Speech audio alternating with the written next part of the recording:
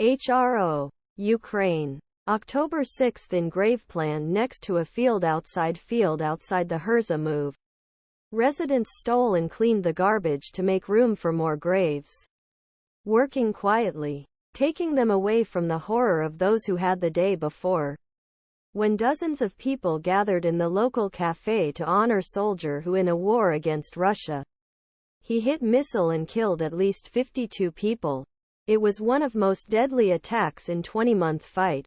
And attacks that ruined small, tightly connected community. Shocking gives way for grief and questions about how Russians know about meeting when some of Russians say that some of inhabitants are a deliberate attack.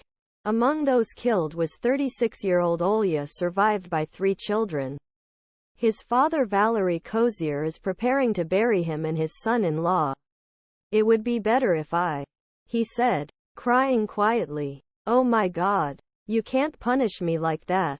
The 61-year-old child, wiping his tears, now explained how he should investigate how to look at 3 older children aged 10, 15 and 17.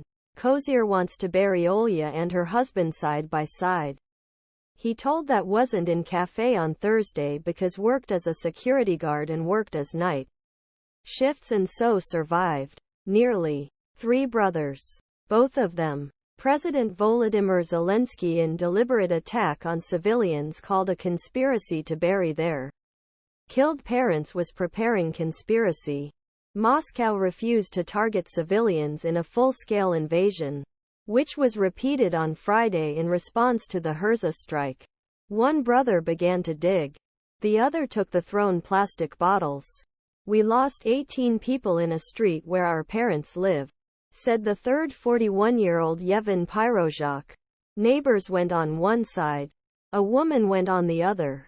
The men said they didn't know when they could have the funeral, because their bodies were still studying by researchers in Kharkiv, the largest city of Ukraine. 61-year-old Valery Kozier. Attack on Ukraine. Russia's attack on Ukraine in the midst of military strike after losing his daughter and other relatives. Sitting next to the graves. Thomas Peter acquires license rights. Regional police researcher Serhiy Bolvanov told journalists late on Thursday. Because the authorities had to use DNA to describe some victims.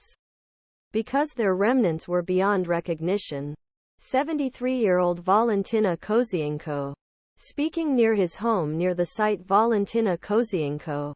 The bodies lying in that garden there and nobody could define them. He said, half of the village is gone as the darkness fell on Thursday. The confused emergency teams carried corpses placed in white bags behind a van. A local man kneeled and cried while holding his hand to the remains of a loved one. Local resident Alexander Mukhavati said that he had lost his mother, brother and brother-in-law. Someone was betrayed to us. The attack was sensitive. They all landed in the coffee shop. On Friday, rescue workers continued to review the rubble of the flattened cafe and nearby shop.